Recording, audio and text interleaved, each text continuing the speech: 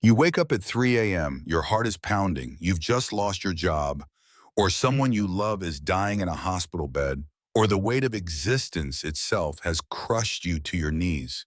So you pray, you close your eyes and speak to God. You beg for help, for mercy, for a sign that someone, something is listening. But here's the question that split two of history's greatest minds. Is anyone there? Not, does God exist? That's easy. Both men were about to meet believed in God with absolute certainty. The real question is far more terrifying. Does God have a face? Does God have a will? Can God hear you when you cry out in the darkness?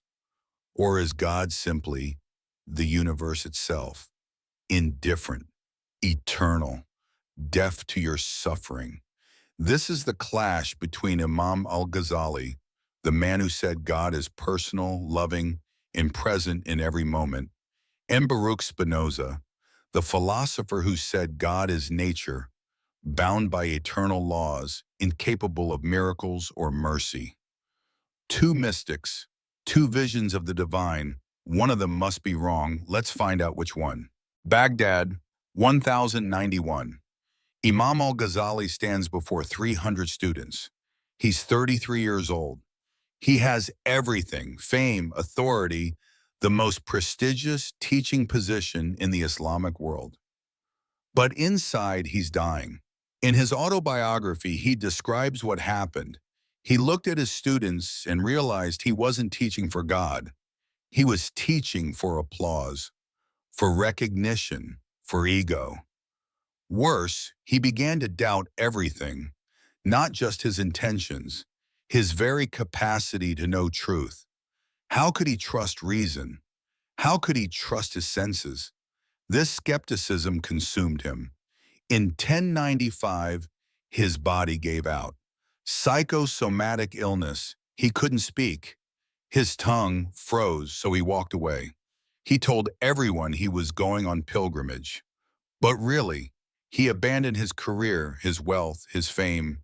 He became a wandering Sufi mystic, a poor dervish seeking God in silence. 10 years, Damascus, Jerusalem, Mecca, then back to Tus, living in near seclusion. What did he find? That certainty doesn't come from logic or reputation. It comes from tasting God directly, from mystical experience.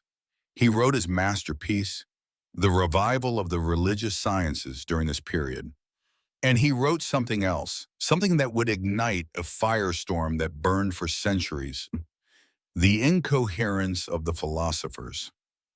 In this book, Al-Ghazali took aim at the greatest minds in Islamic philosophy, thinkers like Al-Farabi and Avicenna, who had tried to synthesize Aristotle with Islam, and he accused them of something unforgivable, heresy. Specifically, he said they were wrong about three things, and these three errors made them apostates, unbelievers, enemies of Islam itself. 1.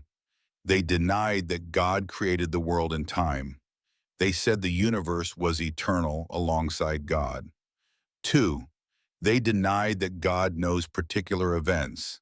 They said God only knows universal truths, not the details of your life or mine. 3. They denied bodily resurrection. They said only the soul survives, not the body. For Al-Ghazali, these weren't just philosophical mistakes. They were catastrophic. Because if God doesn't create freely, if God doesn't know you personally, if there's no resurrection, then what's the point? What's the point of prayer? What's the point of hope? Al-Ghazali's God is personal. God has will. God knows you. God can intervene in your life. God hears your prayers. But how does Al-Ghazali defend this?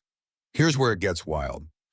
Al-Ghazali argues that causality, the idea that fire causes cotton to burn, or that the sun causes day, is an illusion.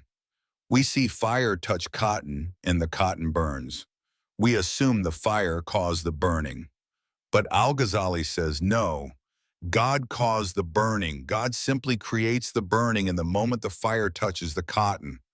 The fire itself has no power. This is called occasionalism. Every event is directly caused by God. There are no secondary causes, no natural laws independent of God's will. Why does this matter? Because if everything is directly caused by God, then miracles are possible. God can make fire not burn. God can split the sea. God can raise the dead. And more importantly, God can answer your prayers. This is Al-Ghazali's God, intimate, personal, present, a God who hears you when you cry. But 550 years later, a Jewish philosopher in Amsterdam would call this entire worldview a dangerous illusion. Amsterdam, 1656. A 23-year-old man stands in the Portuguese Jewish synagogue as the rabbis read the harshest excommunication ever pronounced. Cursed be he by day, and cursed be he by night. Cursed be he when he lies down, and cursed be he when he rises up. No one can speak to him. No one can read his writings. His own family must treat him as dead. His name? Baruch Spinoza. What did he do? He told Spanish travelers visiting Amsterdam, "The law is not true. God exists only philosophically. The soul dies with the body." After excommunication, he changed his name from Baruch to Benedictus. Both mean blessed. A quiet act of defiance. He moved to The Hague, ground lenses, lived simply, never married. But he had absolute intellectual freedom. 1670, the Theological Political Treatise, published anonymously. A book forged in hell by the devil himself. His argument, the Bible, written by humans, contains errors, miracles, impossible, violate natural laws, religion and government, number, secular democracy, revolutionary. But his most dangerous idea was still locked in a drawer, the ethics. He completed it in 1675, didn't publish, too controversial. He died in 1677, age 44, tuberculosis from grinding lenses. His friends published the ethics posthumously. The Catholic Church banned it immediately. Spinoza opens the ethics with a phrase that would haunt philosophy for centuries. Deus sive Natura, God or nature, not God and nature, not God above nature, God or nature, as if they're interchangeable, as if they're the same thing. And for Spinoza, they are. God is not a person. God doesn't have emotions. God doesn't have desires. God doesn't do things for purposes. God doesn't hear prayers.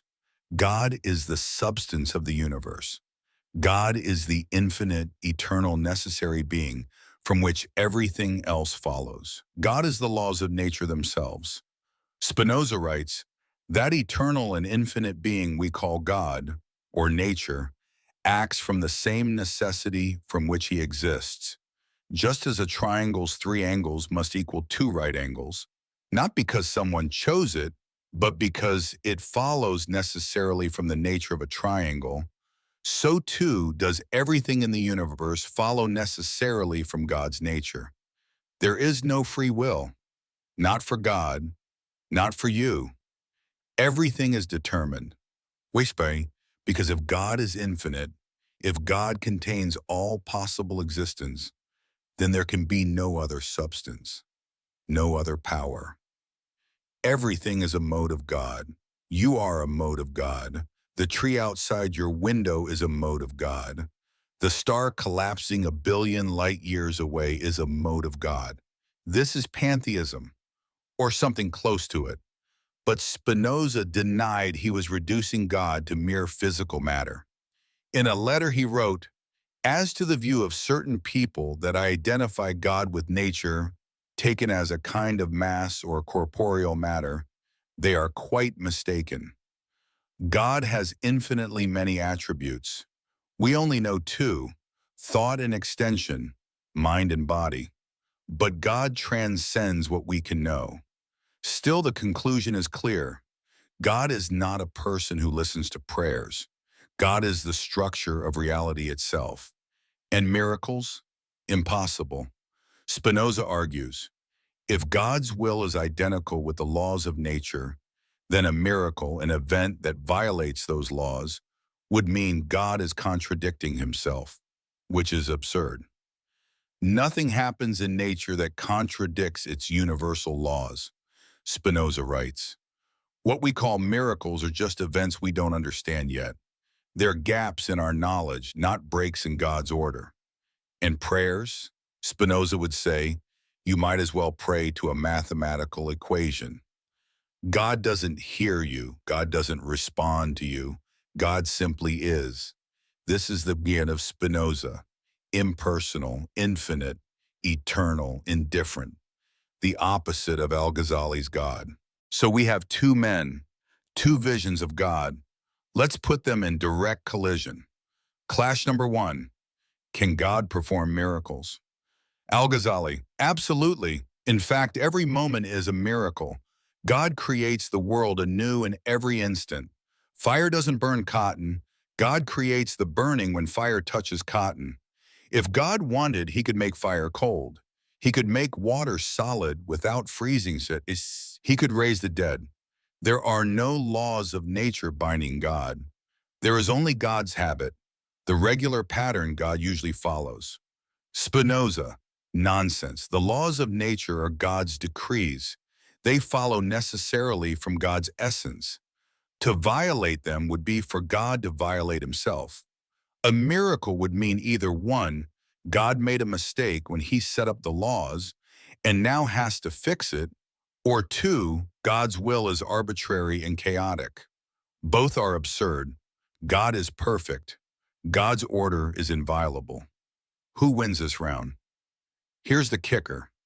Modern science sides with Spinoza. We don't see miracles.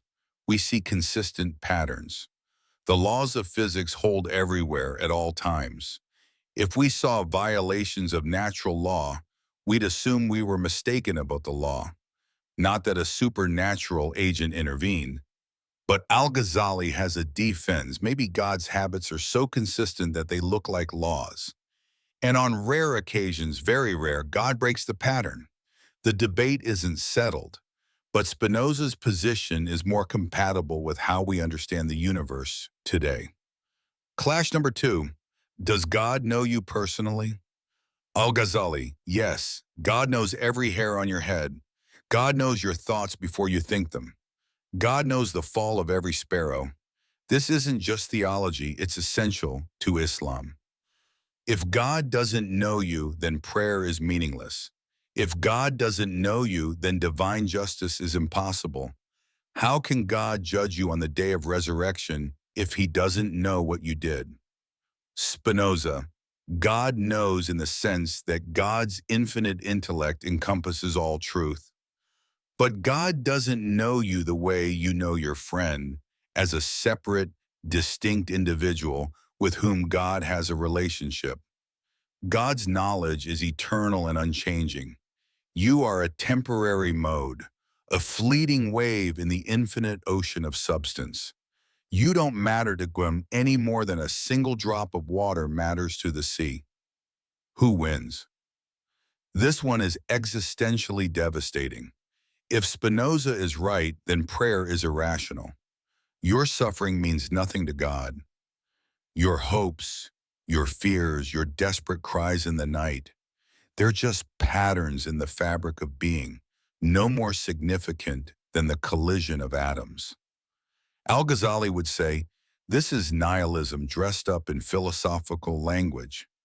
If God doesn't care about you, then life is meaningless. But Spinoza would reply, meaning doesn't come from being loved by a cosmic parent.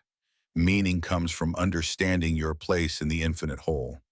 The wise person loves God intellectually, not by begging for favors, but by grasping the eternal truths that govern reality. Clash number 3. Can you change God's mind? Al-Ghazali. In a sense, yes, prayer works. Not because you're manipulating God, but because God, in his wisdom, has chosen to respond to prayer. When you pray, God already knows you will pray, and God has already decided how to respond. But the prayer is still real. It still matters. God's providence includes your prayer as part of the causal chain. Spinoza, no. Everything is determined. God's mind doesn't change because God doesn't have a mind in the way you do. God's essence is fixed, eternal, and necessary. Your prayer was itself determined. God doesn't respond to it. God simply is the totality of causes and effects, including your prayer and whatever follows from it. Who wins? Spinoza's determinism is cold comfort, but it's logically coherent. If God is infinite and perfect, then change implies imperfection.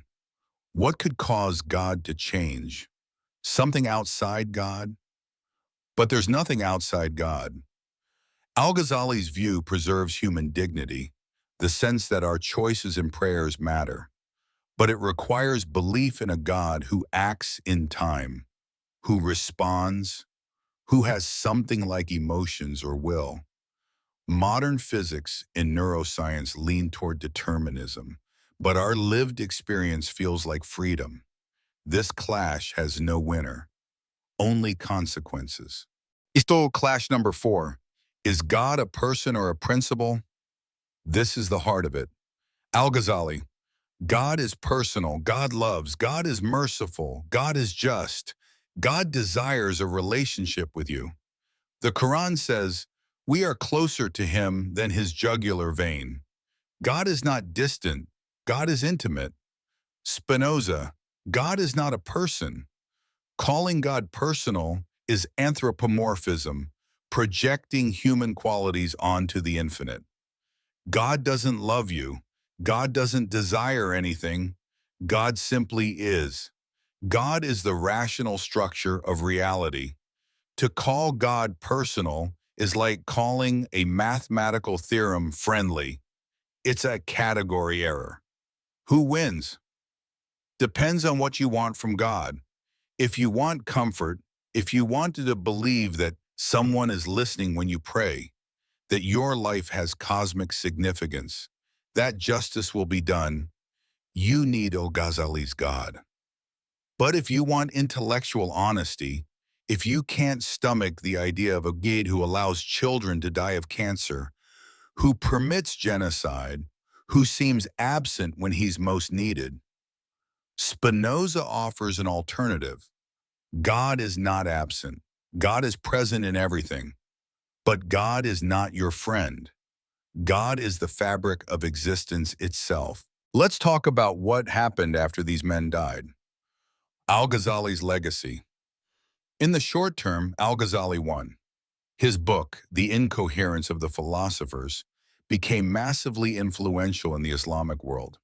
Philosophy, especially the rationalist, Aristotelian kind practiced by Avicenna and Al-Farabi, fell into decline. For centuries, Western historians blamed Al-Ghazali for killing Islamic philosophy and science. They said his attack on reason led to intellectual stagnation in the Muslim world. But that's not quite fair. Al-Ghazali didn't reject reason. He just said reason has limits. You can't reason your way to certainty about God. You need mystical experience. You need revelation. And his integration of Sufism into mainstream Islam was revolutionary. Before Al-Ghazali, Sufism was often seen as fringe, suspect, maybe heretical. After Al-Ghazali, it was respectable. Mysticism had a place at the table. But there's a darker legacy. Al-Ghazali's occasionalism, the idea that God directly causes everything, made some Muslims suspicious of investigating natural causes. If everything is directly willed by God, why bother studying secondary causes? Why bother with science? That's an oversimplification. And many Muslim scholars rejected occasionalism. But the tension was real. Spinoza's legacy. In the short term, Spinoza was reviled. Jews and Christians alike saw him as an atheist, or worse, as someone trying to destroy religion from the inside by redefining God out of existence. But in the long term, Spinoza became a hero of the Enlightenment. Philosophers like Leibniz, Hegel, and Nietzsche grappled with his ideas. Nietzsche, on first reading Spinoza, wrote, "I am utterly amazed, utterly enchanted. I have a precursor. And what a precursor." And then came Einstein. In 1929, Rabbi Herbert Goldstein sent Einstein a telegram asking, "Do you believe in God?" Einstein replied, "I believe in Spinoza's God, who reveals himself in the harmony of all that exists, not in a God who concerns himself with the fate and the doings of mankind." This became famous. Spinoza's God became shorthand for a rational, impersonal deity, the God of order and law, not the God of prayer and miracles.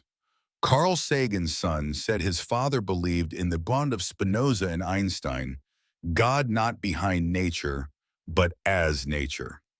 Spinoza became the patron saint of spiritual but not religious people, the philosopher for those who couldn't stomach traditional religion but still felt awe at the universe. But here's the irony. Spinoza wanted people to love God. He wrote, "The intellectual love of God, it is the highest good." But he defined love in a very specific way. Understanding. To love God is to understand the eternal truths that govern reality. It's not emotional. It's not personal. It's contemplative. For many people, that's not enough. They want a God who loves them back. The modern question. So where does that leave us? Here's the uncomfortable truth. Most people today, whether they know it or not, are living in the tension between Al-Ghazali and Spinoza. When you're in church or a mosque or a temple, you pray to Al-Ghazali's God, a God who listens, a God who can change things. But when you're at the doctor's office, when you're trusting medicine and science, you're betting on Spinoza's God. You're betting that the universe follows consistent laws, not divine whims. We compartmentalize. We keep both gods alive. But what if we had to choose? Why Al-Ghazali might be right. If determinism is true, if everything is predetermined, then where does moral responsibility come from? Why should we praise good actions or condemn evil ones if people had no choice? Al-Ghazali's God preserves human agency. It says, your choices matter. Your prayers matter. You are not a puppet. Also, there's the problem of meaning. If God is impersonal, if we're just temporary ripples in an infinite ocean, why does anything matter? Why love? Why sacrifice? Why struggle? Al-Ghazali says, because God sees you. God knows you. Your life has cosmic significance. Why Spinoza might be right, but there's a cost to Al-Ghazali's God. If God is personal, if God hears prayers, if God intervenes, then why doesn't God stop evil? Why does God allow children to die? Why does God allow genocide? Why does God let good people suffer? The problem of evil is devastating for a personal God. Spinoza sidesteps this entirely. God doesn't allow evil. God is not a person making choices. Evil and suffering are just the necessary consequences of the laws of nature playing out. God is not responsible for your pain, because God is not the kind of being who could be responsible. It's cold, but it's coherent, and there's something liberating about it. You stop waiting for God to save you. You stop asking, why me? You accept the universe as it is, and you find peace and understanding. Spinoza writes, a free man thinks of nothing less than of death, and his wisdom is a meditation not on death, but on life. But wait, there was a third voice. Before we decide between Al-Ghazali and Spinoza, we need to talk about the man who tried to answer Al-Ghazali. His name was Ibn Rushd, known in the West as Averroes. He was born in Cordoba, Spain in 1126, 15 years after Al-Ghazali died. He was a brilliant philosopher, a judge, and a physician. And when he read Al-Ghazali's Incoherence of the Philosophers, he was furious. So he wrote a response, The Incoherence of the Incoherence. Averroes said, Al-Ghazali, you're wrong. Philosophy isn't the enemy of Islam. Reason isn't the enemy of faith. You can believe in God and believe that the universe operates according to rational principles. Averroes defended causality. He said fire does burn cotton. That's how God created the world to work. God doesn't micromanage every event. God set up a rational order, and that order runs itself. And miracles? Averroes was skeptical. He didn't deny them outright. He was a Muslim, after all. But he said we should be very careful about claiming something is a miracle. Usually what looks like a miracle is just something we don't understand yet. Sound familiar? Averroes is halfway between Al-Ghazali and Spinoza. He believes in a personal God, a God who created the universe, who revealed the Quran, who will judge humanity, but he also believes in reason, in causality, in the intelligibility of nature. So why didn't Averroes win? Because Al-Ghazali had already won in the Islamic world. By the time Averroes was writing, philosophy was already on the defensive. And when Averroes died in 1198, Islamic philosophy mostly died with him, at least in the Sunni world. But here's the twist. Averroes' ideas didn't die, they migrated west. Latin translations of Averroes' works flooded into medieval Europe. Christian philosophers like Thomas Aquinas read him obsessively. Aquinas disagreed with Averroes on many points, but he learned from him. He tried to do for Christianity what Averroes tried to do for Islam, synthesize faith and reason. And that synthesis, that project of making religious belief compatible with philosophy and science, eventually led to the Enlightenment, which led to Spinoza. So the intellectual chain looks like this. Al-Ghazali attacks philosophy. Averroes defends philosophy. Christian Europe absorbs Averroes. Aquinas builds Christian rationalism. Enlightenment thinkers push it further. Spinoza radicalizes it completely.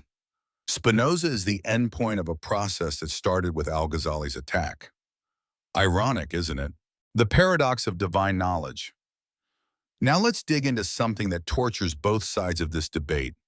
If God knows everything, past, present, future, then how is anything you do meaningful? Al-Ghazali's answer, God knows what you will do, but you still freely choose to do it. God's knowledge doesn't cause your choice. Your choice is real. But wait, if God knew 1 billion years ago that you would eat a sandwich at 12:37 p.m. today, could you have chosen not to eat it? If you could have chosen differently, then God's knowledge would have been wrong. But God can't be wrong, so you couldn't have chosen differently, which means you didn't really have a choice. This is the problem of divine foreknowledge and free will. It's haunted theology for centuries. Spinoza cuts through it with brutal clarity. There is no free will. Not for you, not for God. Everything is determined. God's knowledge isn't foreknowledge, it's just knowledge. God knows everything eternally, all at once, because everything follows necessarily from God's nature. You feel like you have free will because you're ignorant of the causes that determine you. You don't see the billion factors, genetics, upbringing, neurochemistry, social conditioning, that made you choose that sandwich. Spinoza writes, men believe themselves to be free simply because they are conscious of their actions and unconscious of the causes whereby those actions are determined. This is terrifying, but it's also weirdly peaceful, because if everything is determined, then you're not responsible in the ultimate cosmic sense. You're just a wave in the ocean, doing what waves do. Al-Ghazali would say, this is nihilism. If nothing is freely chosen, then morality collapses. Why praise good? Why condemn evil? It's all just stuff happening. Spinoza's reply, morality doesn't collapse. We still praise good and condemn evil, not because people deserve it in some cosmic sense, but because praise and blame are themselves part of the causal chain. They shape behavior. They matter. But here's the real question. Can you live as if you have no free will? Try it. Try going through a day believing you have no choice in anything. You can't. Your brain won't let you. The feeling of agency is built into consciousness itself. So maybe the truth is, free will is an illusion, but it's a necessary illusion. We need to feel like we're choosing, even if we're not. Both Al-Ghazali and Spinoza would hate that answer, but maybe it's the best we can do. Why do humans need a personal God? The psychological angle. Let's get psychological for a moment. Modern neuroscience and evolutionary psychology have something to say about this debate. Humans are social animals. We evolved in small tribes. Our brains are wired to detect agency, to see intention, purpose, and personality everywhere. When a branch snaps in the forest, your ancestors' brain didn't think, probably just the wind. It thought, predator, run. Better to see agency that isn't there than to miss agency that is. False positives keep you alive. False negatives kill you. So we see faces in clouds. We see patterns in randomness. And we see a person behind the universe. This is called hyperactive agency detection. And it might explain why most humans across all cultures believe in some kind of personal deity. Al-Ghazali's God fits our psychological wiring. A God who sees you, knows you, cares about you. That's a God our brains can connect with. Spinoza's God doesn't fit. An impersonal, infinite substance with no emotions or intentions? That's not a God. That's a physics equation. And here's the uncomfortable truth. Even people who intellectually accept Spinoza's view often pray to Al-Ghazali's God when they're desperate. You're in the hospital. Your child is dying. Do you pray to the infinite substance of the universe? Number, you pray to a person. You beg. You bargain. You cry out, please, if you're there, save them. Because in that moment, you need a God who can hear you. You need a God who might, just might intervene. Spinoza would say, this is weakness. This is clinging to comforting illusions. Al-Ghazali would say, this is faith. This is trust in a God who loves you, who's right, maybe both. Maybe the need for a personal God is hardwired into us, but that doesn't make it false. Maybe evolution gave us the capacity to sense the divine because the divine is real. Or maybe we're just talking to ourselves in the dark, hoping someone is listening. Spinoza's intellectual love of God, what does it actually mean? Let's talk about what Spinoza offers instead of prayer. He calls it amor Dei intellectualis, the intellectual love of God. What does that mean? It means when you understand the necessity of things, when you grasp how everything flows from the infinite nature of God, you experience a kind of joy, a kind of peace. You stop fighting reality. You stop wishing things were different. You see the universe as it is, interconnected, rational, beautiful in its necessity, and you love it.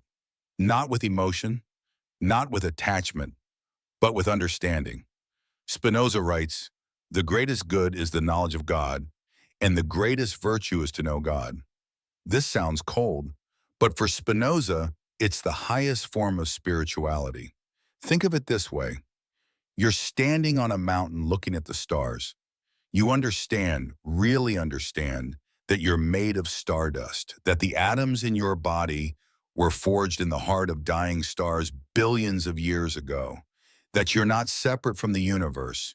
You are the universe, looking at itself. That moment of understanding, that's amor Dei intellectualis. It's not asking God for anything. It's not hoping for miracles. It's just seeing, and in seeing, finding peace. Al-Ghazali experienced something similar in his mystical states. He talks about fana, annihilation of the self in God, the moment when the ego dissolves and there's only divine presence. So maybe, just maybe, Al-Ghazali and Spinoza both reached the same peak. They just described it in different languages. Al-Ghazali used the language of love, of relationship, of surrender to a personal God. Spinoza used the language of understanding, of necessity, of union with infinite substance. Same mountain, different paths. But here's the difference. Al-Ghazali's path requires faith. You have to trust that someone is there, even when you can't prove it. Spinoza's path requires reason. You have to think your way to one step by step, like a mathematician proving a theorem. Which path works for you depends on who you are. The choice. So which God do you want? Al-Ghazali's God, intimate, personal, responsive, but mysterious, sometimes silent, and burdened with the problem of evil? Or Spinoza's God, rational, orderly, indifferent, but honest, without false hope, and free from cosmic injustice? You don't get both unless... Here's what's wild about this debate. Both men were mystics. Al-Ghazali had a direct, overwhelming experience of God during his 10 years of wandering. He tasted the divine presence. It was real to him, more real than logic, more real than his doubts. And Spinoza, quiet, solitary, grinding lenses in a small room, had his own ecstatic experiences. He wrote about the intellectual love of God, a state of understanding so complete that it borders on union with the infinite. They both knew something beyond words, but they described it differently. And that difference matters because here's the thing. Maybe God is both. Maybe God is the infinite, impersonal substance Spinoza described, the rational order of the universe, but also personal in the sense that we, as conscious beings within that universe, are capable of relationship. Maybe prayer doesn't change God's mind, but it changes you. And in changing you, it changes the pattern of causes and effects that flow through you. Maybe miracles don't violate the laws of nature, but they're real in the sense that meaning emerges from the flow of natural law, meaning that feels like grace. Or maybe that's just wishful thinking. Maybe we have to choose. But here's what we know for sure. Whether you believe in Al-Ghazali's God or Spinoza's God, the question won't leave you alone. Because when you're on your knees at 3 a.m., when you're desperate, terrified, alone, you'll pray anyway. You'll cry out, "Are you there? Can you hear me?" And the answer you get, or the silence, will tell you which God you really believe in. Al-Ghazali would say, "Yes, I hear you. I am with you. Trust me." Spinoza would say, "I am the breath in your lungs, the atoms in your body, the laws that hold you together. I am not separate from you. You are me, and that is enough." Which one speaks to you? That's the question that will define your life. And 900 years after Al-Ghazali wrote, and 350 years after Spinoza died, it's still the most important question there is.